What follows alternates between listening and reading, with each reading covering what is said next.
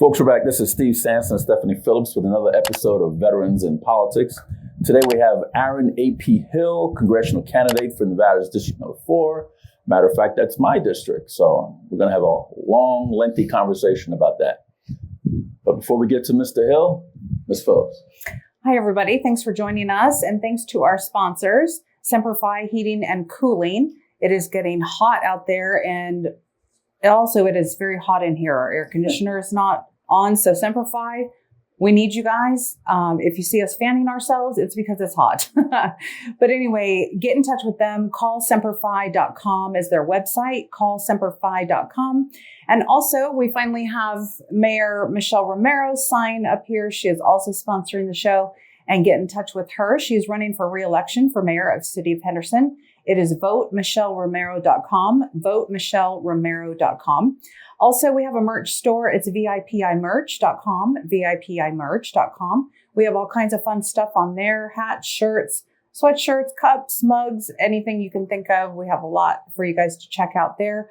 Also, our consulting business, VIPIconsulting.com. If you are a candidate in a nonpartisan race, get in touch with us. We'd like to talk with you. And if you would like to advertise on our show, if you are a candidate, if you have a business or a nonprofit and you have a yard sign like this and you want to advertise with us, get in touch with us and we will help you out with that. Also, we're planning our Valentine's Ball. It's February 7th, 2026. And yes, that's a little bit away, but we're going to have early bird tickets on sale this summer. Oh, and also, don't forget to get your copy of Steve's book, How to Navigate Nevada's Family Court System.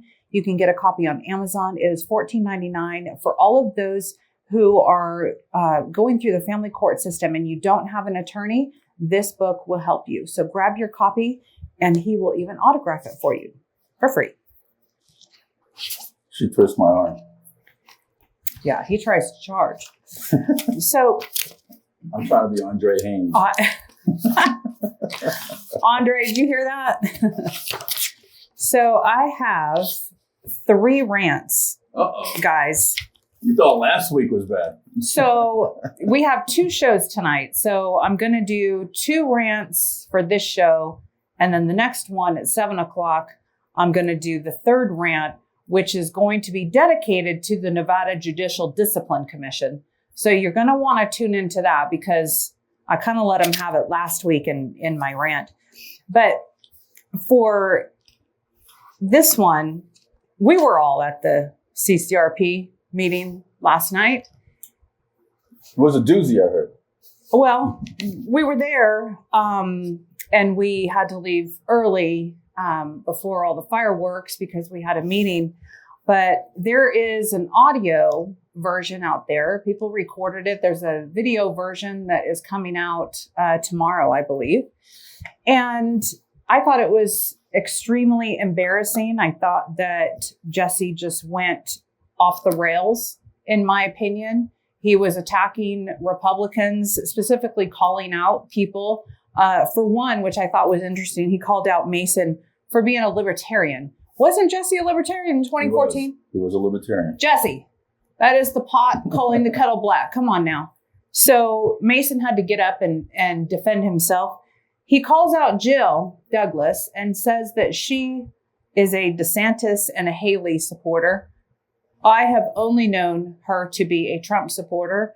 She has donated thousands to the Trump campaign. Jesse, how much have you donated to Trump campaign? Any campaign? How much money have you personally donated to any candidates? And how much money have you raised? I'd like to know that too, because apparently, according to our treasurer, we only raised $500 last month, and the Republican Party is behind on rent and hasn't paid rent since October last year. $2,500 a month. And it's $2,500 a month. So I guess we're going to have to move out of there because we can't, pay the rent there. But I just thought that it was, you used that platform to rant, to yell, to attack people, verbally attack people, I mean. And I just thought that is not a leader. That is not the platform for that. You want to go and say your opinion and all that? Don't do that at a meeting. That was so unprofessional. And what I thought was interesting is that you stand up there for 10, 15, 20 minutes, however long you were up there ranting and going crazy and literally yelling. But then when someone made a motion for the people that you called out personally to come up and defend themselves, you said, oh yeah, that's great. They can come up and defend themselves. They have 30 seconds. And you're up there for 10, 20 minutes and they get 30 seconds to respond to all the nonsense that you said. It's absolutely disgusting. And I'm actually glad that I missed all of that and that I just had to hear the audio. I can't wait to see the video version tomorrow. So of course that's going to go all over the internet and embarrass our party further. And I also noticed something else, that the state party chair, Mike McDonald, was not there. That was a glaring absence, in my opinion. So I'm wondering if there is lack of support there for you, Jesse. Why wouldn't he be there for this meeting? You have an election coming up in July. As I was thinking about this and what happened last night, the word narcissist came to mind. The definition of a narcissist is a person who has an excessive interest in or admiration of themselves. And I want to read you something else. Narcissistic personality disorder is characterized by a pervasive pattern of grandiosity, a need for admiration, and a lack of empathy, typically starting in early adulthood. Behaviors associated with narcissistic personality disorder include a sense of self-importance, preoccupation with fantasies of success, power or brilliance, and a belief that they are special or unique. They often demand excessive admiration and may exploit others for personal gain, exhibiting arrogance and a lack of empathy. Just a footnote for you guys to think about. The other rant, do you need to add to anything to that? Oh, no, you're doing just okay. fine. All right. So, sorry, we got fans blowing in here, guys, because it's hot. The other rant I wanted to do, this was pathetic. So, Steve brought to everybody's attention this week that the Pro Bono Project, and I believe Southern Nevada Legal Aid, they are having this lunch. They are honoring Legal Legends Program Awards. They're honoring Attorney Gary Sutton, Judge Nancy Elf, and Attorney Marshall Willick for their pro bono work and such. But what's interesting is that Judge Elf was presiding over a case where it was found out and determined that Marshall Willick had been tampering with a member of a jury, correct? And that came out. And so in that case, the Judge Elf, ruled it was a mistrial. They had to start all over again. Because of this tampering. Apparently he was speaking with a juror and shouldn't have been. And he was a defendant in that case. Only in America. There was no admonition by the judge, no complaint filed. There was a complaint filed by somebody else, and that was February of 25, from what I remember. Nevada State Bar, have you done anything?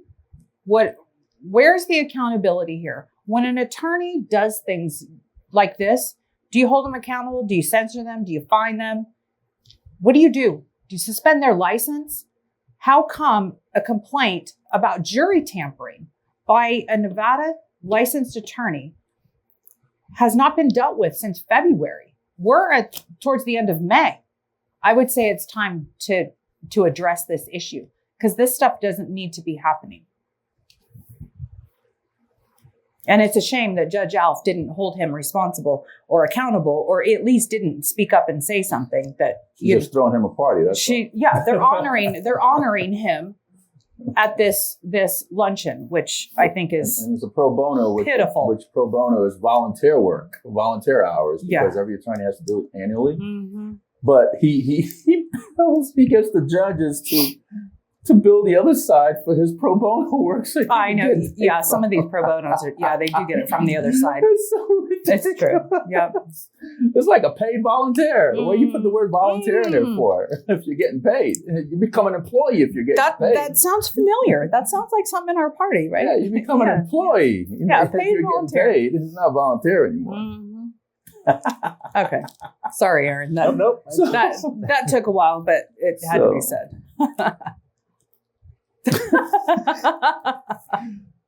Mr. Aaron A.P. Hill, how you doing, sir? Good.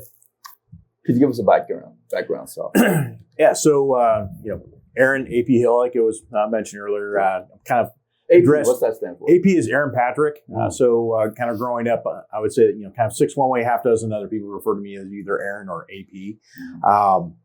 But I'm, you can't choose where you're born. So I grew up in the Northwest. Sorry.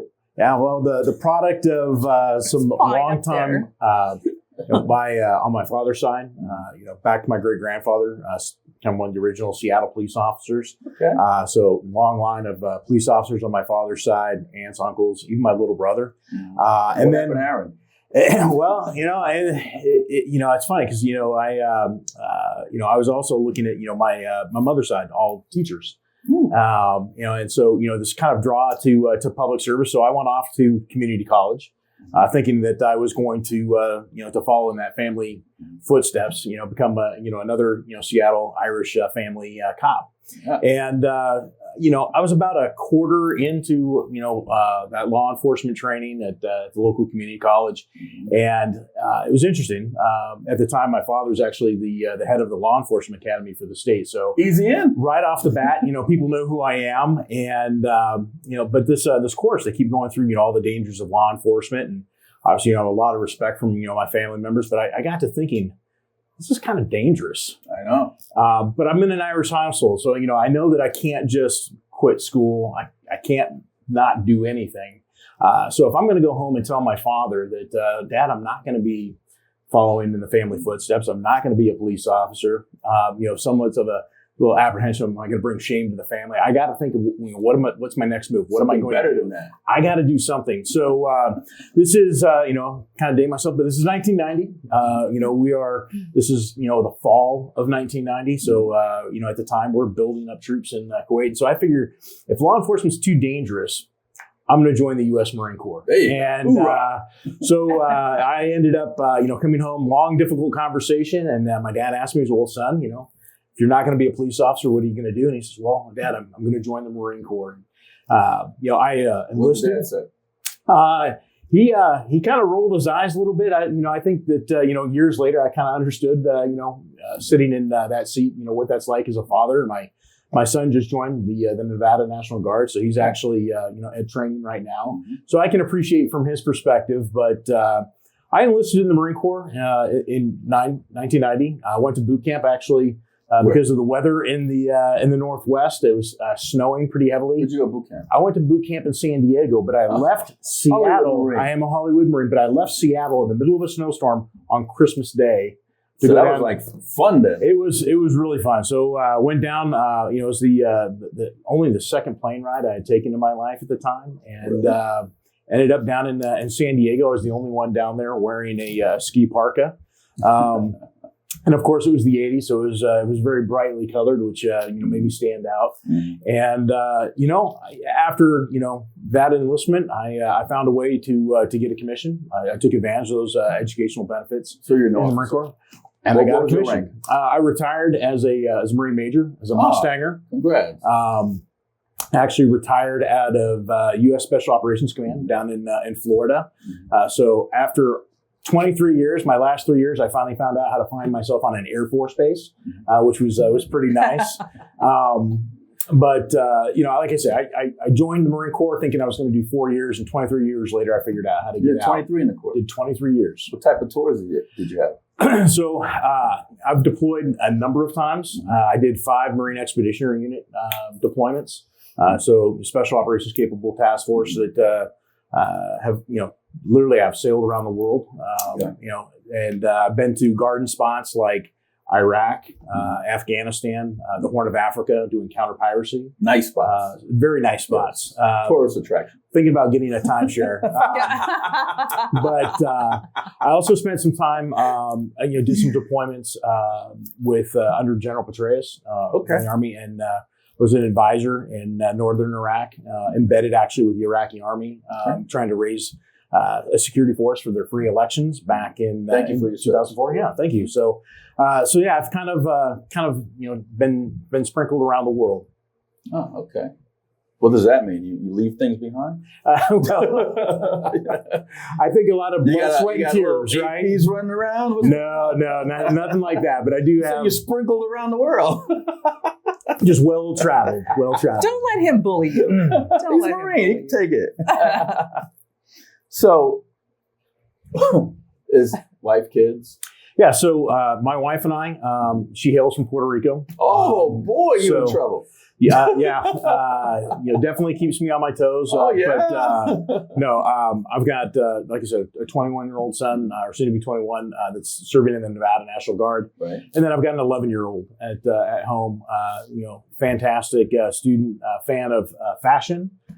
Actually, does her own sewing and designing. So they keep me busy. And then, like I said, we retired out of Tampa, Florida. And you've been to Puerto Rico, buddy? Actually have a number of times. Still have family down there. Beautiful. Yep. What do you think of it? It's difficult because I've seen what's happened with the island over the past I would say especially over the last decade since Hurricane Maria, and we actually had some property down there. Was Maria. Okay. Well, she did damage. And the interesting thing is, it's very difficult to import export goods out of Puerto Rico, and the infrastructure down there is.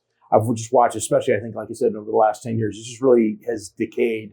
And as a Commonwealth, and of the United States, it's really underserved. You think there should be a state? That's a very hot topic because Puerto Ricans, if they're not one thing, they are certainly proud of their heritage and their independence. In fact, my son played competitive hockey, was on the Puerto Rican national team, and I was looking to put a team into to the Olympics, and he was part of that journey. So I don't know if much like say Guam, if they were willing to give up that level of independence. But and it's certainly Samoa too. Yeah, and so I think that it certainly has been on the ballot there a number of times, and it's kind of been a very close issue. So who knows one day, but I think from our perspective, whatever we can do to support them in that decision. There's some things that, like I said, they're kind of underserved right now by us. And a lot of people don't realize that all over territories like Puerto Rico, American Samoa, Guam. They have a representative in Congress. They do. But they don't vote on the floor. Yep. They just vote in committee. And there's a lot of people that don't know that. Yep. So it's interesting. Yeah. So how long have you been in Vegas? I moved here when I was actually on my, what we call terminal leave, or as I'm leaving the service, taking some time off. And I came out here in the fall of 2013. Okay. And was that USO? It may have been. I came out here, helping, I had a number of options of where to go, but my wife and I chose Nevada to be home. I absolutely love it here. Why? What do you love? Oh man, where do I begin?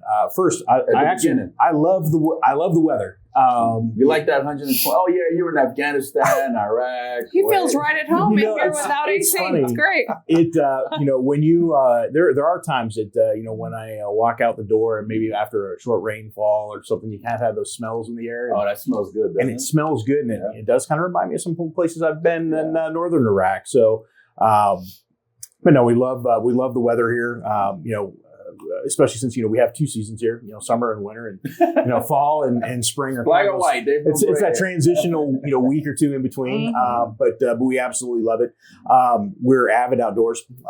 People we like to hike. Spend a lot of time up in the Spring Mountains and in Red Rock, and then for us, we also just like the fact that it's a very family friendly town. I know that's in business. When I've created some jobs and I've hired people and I've tried to bring people here to the Valley that they're like, oh my gosh, I don't know, Las Vegas, but it really is. It's a great family place. It's a great place to raise kids. I love the neighborhoods and so I mean we absolutely just fell in love with it, so much so that when I finally gave in to both of my kids and got them a dog, I said, well, it's your dog now.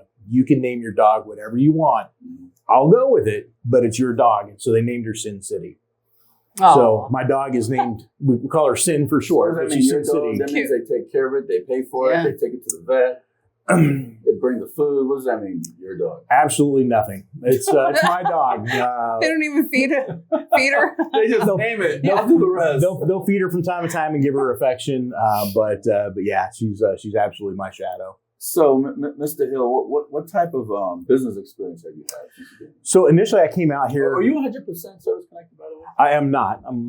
But I do have services. Yeah, I do have a service. We'll get you there. Service connection. I think kind of on that topic. I think that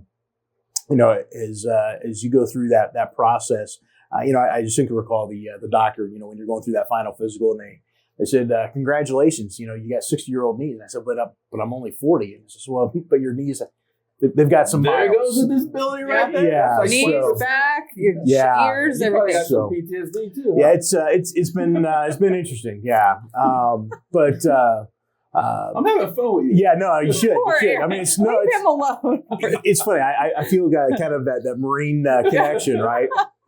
We should have this conversation at the PT's pub. Pool. You knew what was coming. Yep, I did. I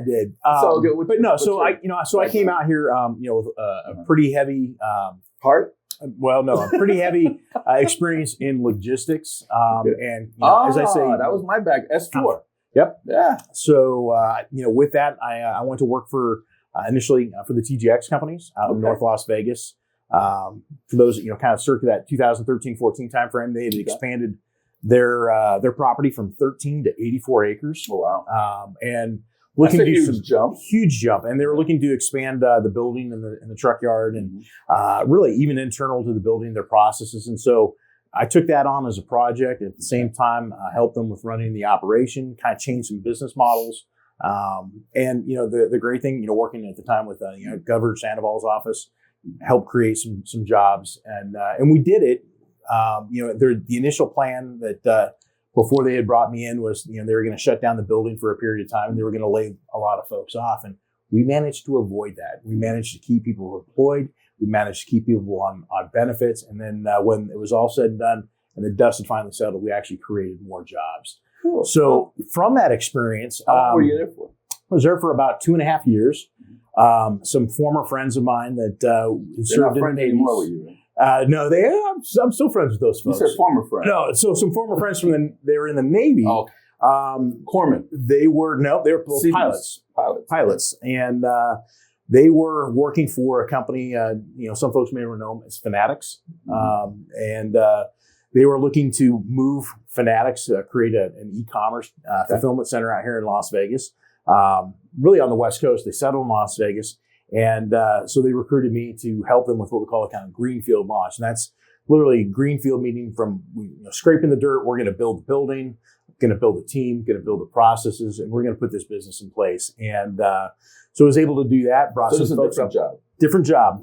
So now, again, kind of that logistics, that project management background, but really, finding a way to create teams and create jobs. And so brought one of the first e-commerce to the Valley, and out there in that the Northgate Business Park, which is now kind of that Apex industrial complex out there in North Las Vegas. And so that from there, I've just continued to help businesses grow.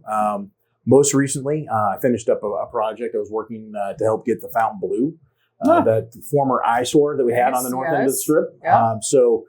Came in, helped a number of project managers get the load in for all the IT equipment and the gaming equipment, et cetera. Kind of get everything, all the pieces in place. Helped them with that for about 1.5 years, and kind of ergo, here we are. So now you want to run for Congress? I do. What motivated you to do that? I tell you, it doesn't take, there's no one singular thing, but I think it's a combination of things, right? I take a look at, what's going on in the news. Take a look at, even if, you understand kind of the rationale behind it, the first, the temperature in DC, it's kind of like a pot of boiling water. And I said, kind of from the Northwest, if you've ever been to a crab boil, right? You put that water on the stove and it boils. You take it off for a few minutes, you put it back on the burner again, it's going to boil like that. And that temperature, that rhetoric hasn't lowered. And I've looked at some of the quality of, our representatives in DC. And frankly, I'm ashamed. I look at, somebody like Jasmine Crockett, if you come, if you're, an illegal, immigrant, if you're an illegal alien, if you cross the border illegally, you didn't commit a crime. Yeah. It's in the very nature of what we're talking about. You didn't commit a crime? No, you did commit a crime. If you came across the border illegally, right there in the title, you committed a crime. And, it's not that I'm anti-immigration, but, there's a right way to do things. Right. And, and I've seen from my past experience, how this ends up in other countries, right? I've seen what happens when we do, human trafficking and smuggling, say in the Horn of Africa, and what it does to those people. I've seen it, in the Mediterranean, the Baltic states. So it's just, it should be happening here. So that's part of it. And then I think the other piece of, why I wanted to put my hat in the ring is, I looked at, the last election cycle. We should have had a lot more Republicans in the seats here in Nevada. Up and down the ticket. You kidding me? That's what I say. Yeah. And we agree. and the fact that didn't happen, and the fact that we have in the case John Lee lost, and he lost big. It should not have been that way. And I can tell you, because we live up in that area. I live in the 4th District. It is not as blue as the election I think painted it. So, when I looked at that, and then I looked at, well, what are we doing this cycle? Mm-hmm. And we're looking at the same candidates. And over and over again. Over and over again. And why even run against them? Is this your first race? This is my first race. Okay. And why do you think that we lost down ballot and lost so bad? What do you attribute that to? I would say that, from what I'm gathering and from what I observed is they weren't supported. And, we didn't get the right people. I think that there's the other piece of it is I think that there's a lot of infighting, I know, shocker. Gosh, what we witnessed last night. You look at what the Dems do, and they can get organized and they can get on the same ticket and they can push a candidate forward to do their bidding. And I think as a Republican Party, we have much better people, but we need to put the right person, on the ticket, and we need to back them in the right 1,000% in the right spot. Instead of 400 people running for the same seat. Mm-hmm. We need some fresh blood, younger blood. Absolutely. Because Horsford is on the younger side compared to a lot of people in Congress, relatively speaking. He's pretty young, this guy here. He's like our age. We're about the same age. Yeah, we are. Yeah. But I'm saying that some of these people that are in Congress and run, they're older, but I think some of the younger folks, with new ideas need to get in there. It's time, and we've had groupthink in Washington. You look at, some of those politicians that have been there, they've made a career out of it, a very lucrative career, which I think is shameful. Did 23 years in the Marine Corps, and I didn't come out a millionaire. Why can you do, 10 years in Congress? Imagine if you did 23 years in Congress. Yeah, they're all multimillionaires. Are you on board with banning Congress from buying and selling stock and their families and all that? Absolutely. Totally insider trading. Absolutely. Yeah. You and I, Martha Stewart. You and I don't have that same privilege or that same insight into what's going on. Mm-hmm. Why should they profit off of it? Mm-hmm. I think that they're already making a decent salary, and they're and perks and expense power. Accounts. They shouldn't leverage that. Just like we put guardrails on senior officers in in the military. The same thing with that senior executive service, in under the Office of Personnel Management. There's guardrails there that they can't do that kind of stuff. So why does an elected official get to do the same? It's not leadership by example.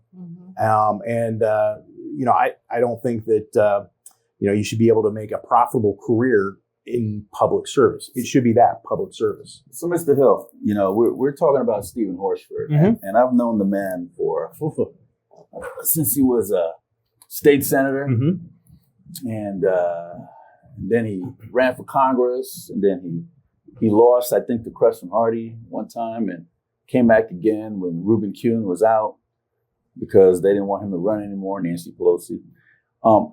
And this guy is the head of the Black Congressional, I forget what it's. The Black Caucus. Yes. So he's got millions is what I'm hearing. Yep. I mean, I haven't seen it personally. I might want to snatch a few, but he's got millions. So how are you going to beat this guy? Because I've seen people try to beat him over the years and nobody's beat him. So what are you going to do differently? So I think, one of the downfalls, of politics is that, it has to be wrapped around, well, this guy's got millions of dollars in his war chest. But at the end of the day, what I would hope to be able to do is reach out to our constituency, because at the end of the day, it's our neighbors that are going to the ballot box. But I've heard that before. I heard that from Sam Peters. I've heard that from who's the other guy? Jim Marchand. I mean, what is Aaron AP Marine Corps Hill gonna do that's gonna make people go to the ballot box and vote for you? Well, I can tell you, the kind of cliche, we're going to need a good ground game, but I'm also going to need to fundraise. That's the sad reality. How much money you got to toss at this thing? For me? Yeah. Well, we'll see. I don't come from from deep pockets. You play chess? Do I play chess? Yeah. I don't. So what's your strategy? What's your game plan? So my game plan is I'm going to need to, raise money locally.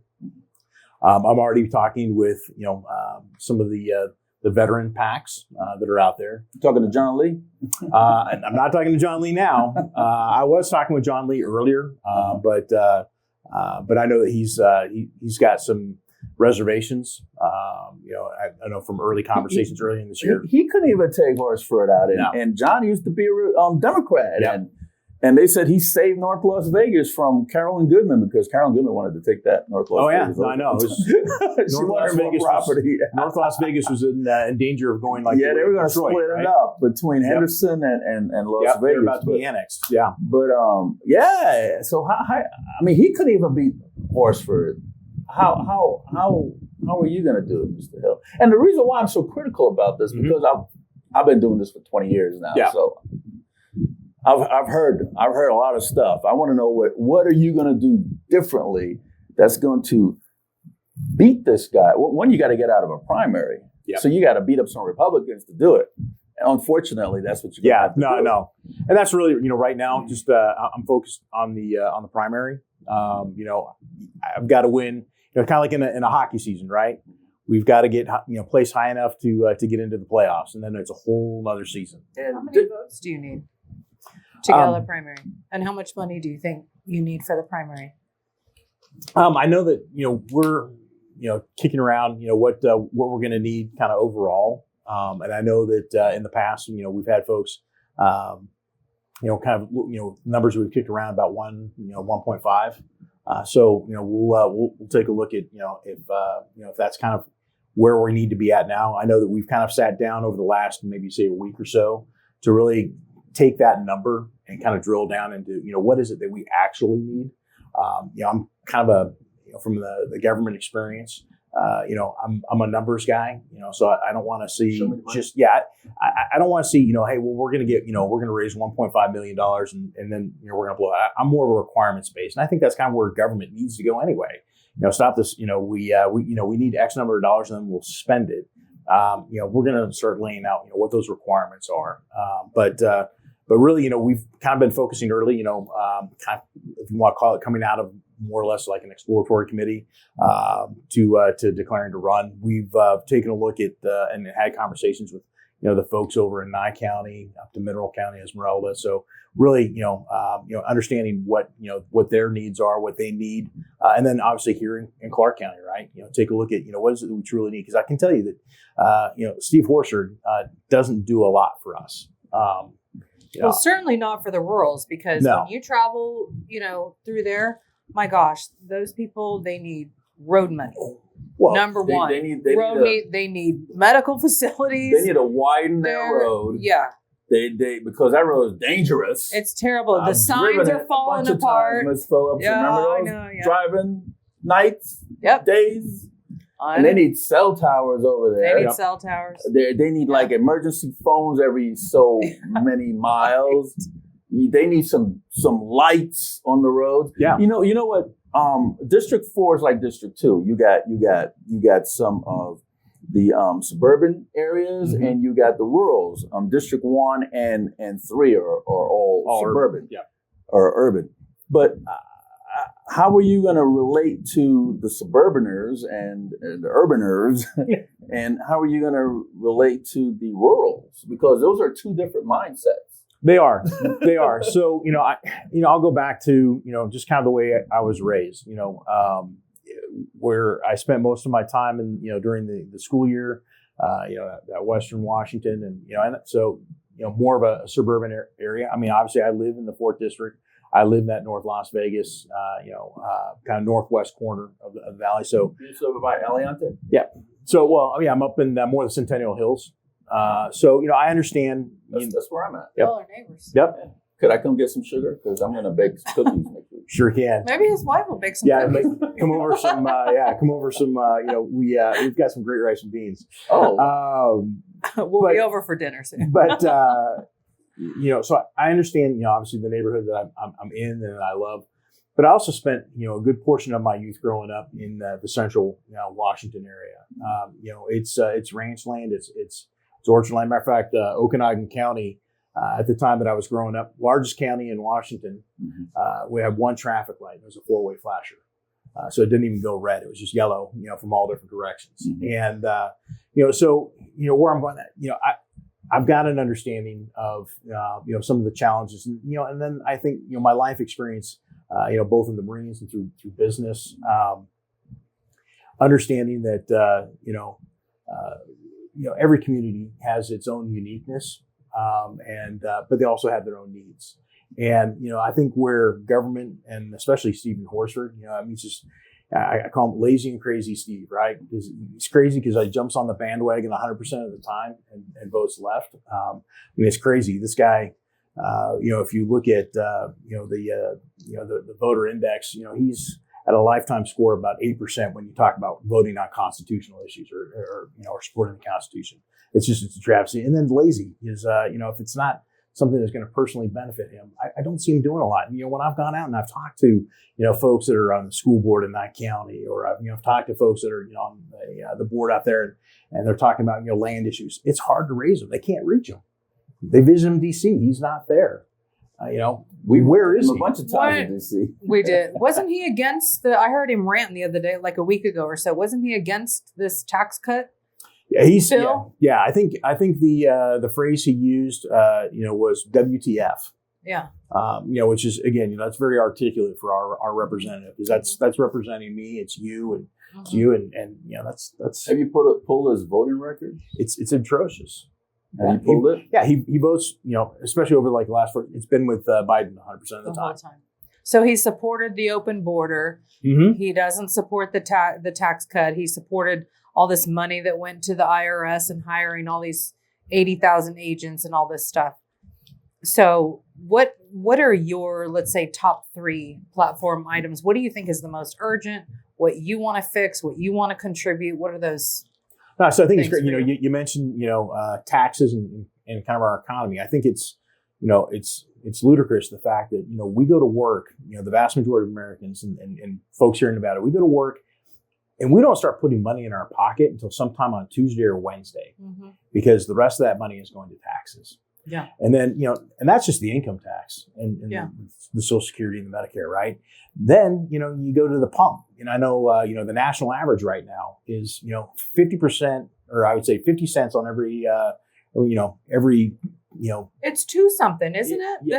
Like 265, 280 across the national average. But, and we're still over $4 a gallon here. Yeah. I don't So, know why. out of the $3.50, $4 that you're paying a gallon, 50 cents of that on the average across America is in taxes. Mm-hmm. You look at, they tax you, when you're making money, they're taking it when they're spending money.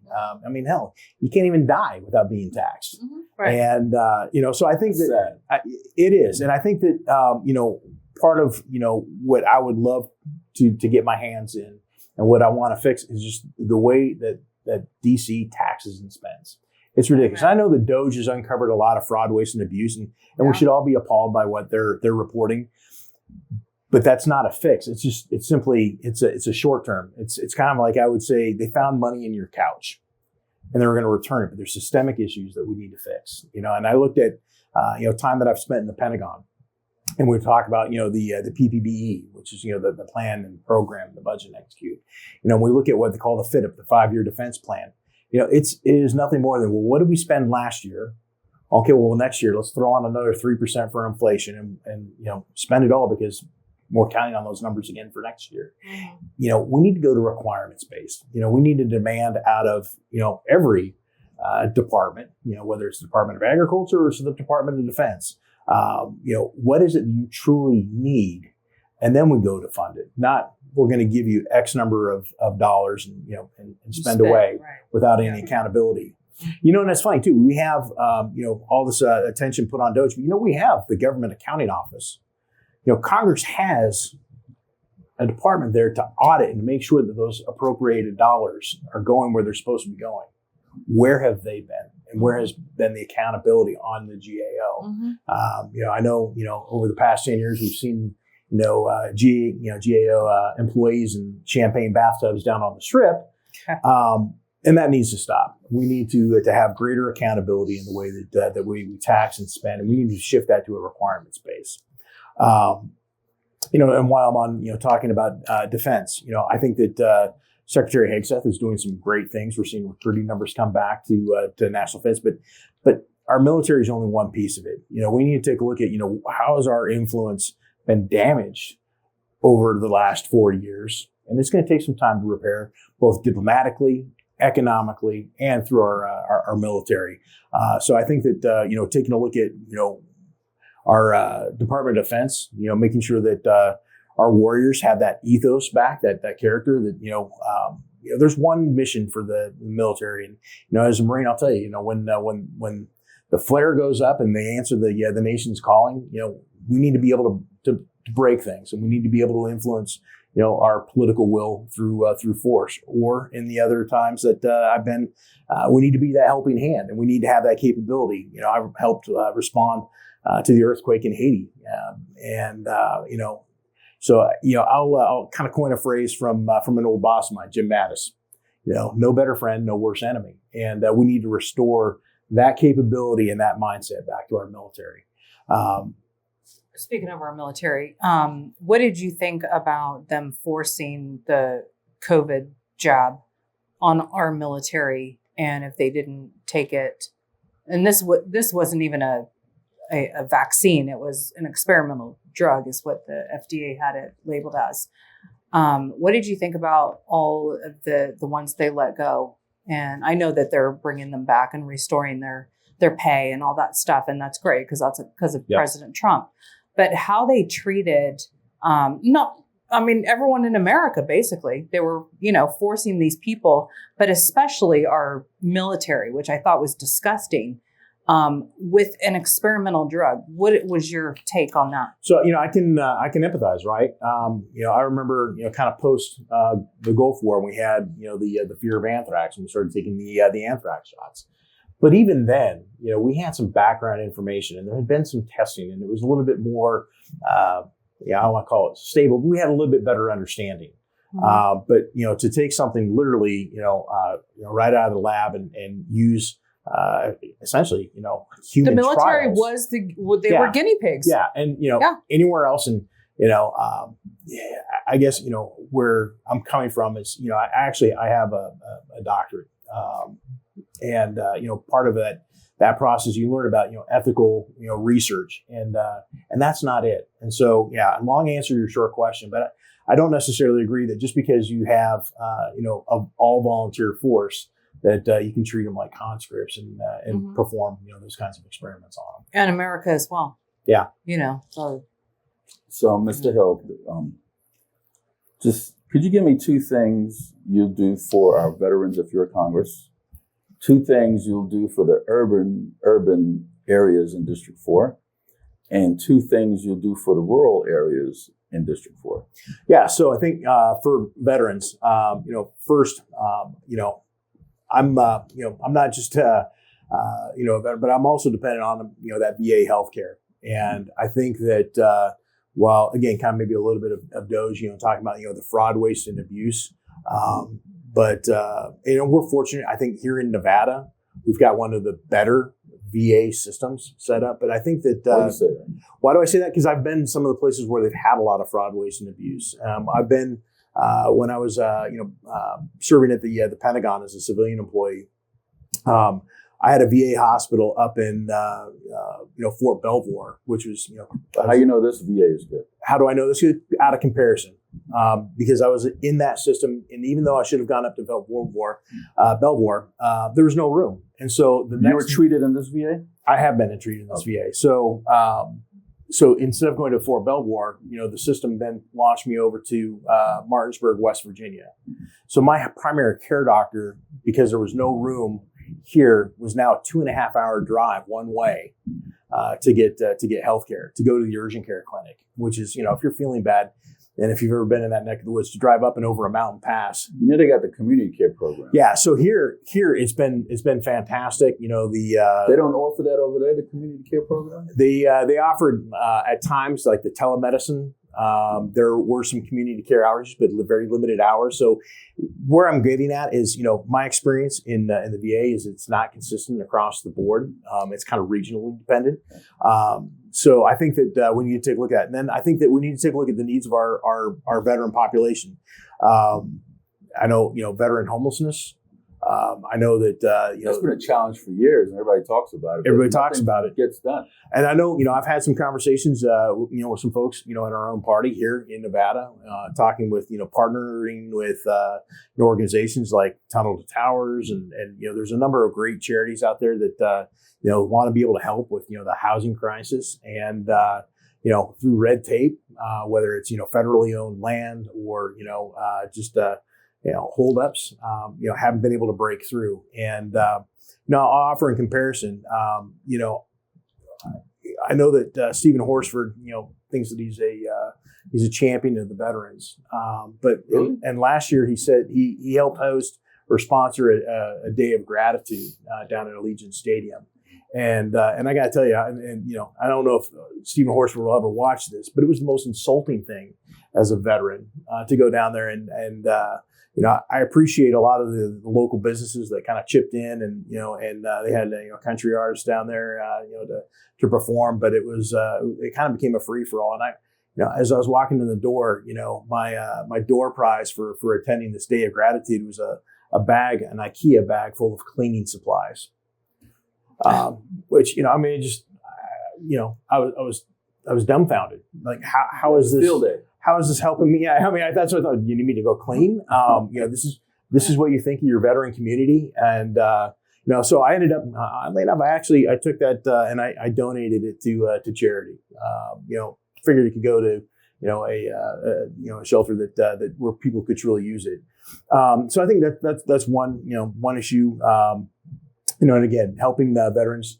We're going to see, obviously, as we're seeing now, a large influx of veterans who are, now out, retired, combat veterans. And as you know, those wounds don't heal overnight, and a lot of them are invisible scars. And I can tell you that a lot of my brothers and sisters in arms that they still need that assistance. I know the American Legion and the VFW are struggling.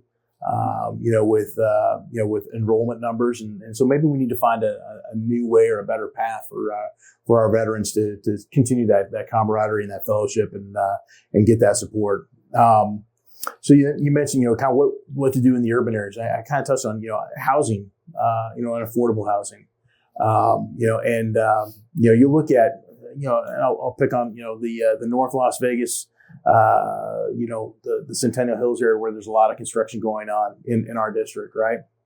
I don't know how that's affordable. If you're talking about, the interest rates are where they're at now, and, you got homes starting in the 800s, it's not matching, what folks are bringing home, not even a dual, income household. So it's got to be tackled, and where we can eliminate red tape, where we can eliminate a lot of the regulation, allow builders to do what they need to do, I think that's a piece of it. And then again, for folks, whether you're rural or you're in the urban area, what red tape would you get rid of? I think that it kind of touches on a great segue to just the land management. The fact that the federal government owns as much land as they do, especially here in Nevada, right? 80 something. They just got some released, didn't they? Didn't Amadei work on something like that? Working to sell a little bit, but it's yeah. I look at it, it's less than like 1%. I don't recall it being a large number in terms of the total land mass that they own here. And I touched on a little bit, some of the experiences I've seen elsewhere, right, that I don't want to have happen here in Nevada. Years ago when they had the base realignment and closure committee, and I watched them close down the Fort Ord out there in Monterey, and you watch kind of this land grab take place, and watch the way that they had managed that land. In that period, right? And the federal government doesn't do a great job of doing this. So they had gone without fire abatement. They had gone without any kind of controlled burn for a number of years. And so when the time came and they actually went to kind of clear some of that underbrush, it was an absolute and unmitigated disaster and a wildfire that got away from them. And so it's not climate change; it's mismanagement of public or land. Exactly. And I know I had this conversation with some folks out in Nye County the other day. Is that if there's a bureaucrat who has never stepped foot in Nevada from 3,000 miles away, think that they can manage land better than a rancher or a farmer here in Nevada, then I bought the wrong lotto ticket. I think that a lot of that land that is not set aside for either a national park or national recreation or a national monument, it's just simply land being held. We need to take a really hard look at what can we do. Turn that over to the states. States can then determine do we turn that over to the county, local municipality, but we should be better stewards of our own backyard than somebody back in DC. Well, Mr. Hill, we kind of run out of time. But that was quick. It goes by we fast. could talk for another hour. I have a ton of questions. But I appreciate the conversation. Likewise. And Mark is going to zoom in on you, and you have the final say. You can say, hey, come and vote for me, or here's my point of contact, or whatever you want to say. Or Sounds Republican Party, get your act together. Whatever you say. Well, I think you just kind of stole my line, right? No, listen, I can't do this without you, but I am doing it for you. And I would encourage you to go to AaronHillForCongress.com. I can use your support, whether that's in the form of a donation to help me get this campaign up and off the ground. And, at the end of the day, it's time to send Stephen Horsford to wherever he lives, but it's not here in the 4th District. And I'd be, honored to once again serve this great nation, to serve my community, and that's you. Well, Ms. Hill, thank you so much. Ms. Phillips, thank you so much. Folks, that's Aaron A.P. Hill, congressional candidate for District Number 4. And we wanted to make this show so you could kind of have a feel-in and kind of feel the candidate and, make it a little personable so you could understand this candidate and see where his mindset is. And, feel free to give him a call. You left your point of contact, right? Yeah. So if you go to AaronHillForCongress.com. That's AARONHILL for Congress, FOR Congress.com. You can message me there. I also have links to the social media. You can message me on Facebook. My email's on that page. Yeah, so my email address is just the same, AaronHillForCongress@gmail.com. And you can reach me there as well. And that's 2 A's. AARON. Well, this is Steve Sampson and Stephanie Phillips of Veterans in Politics. Until next time.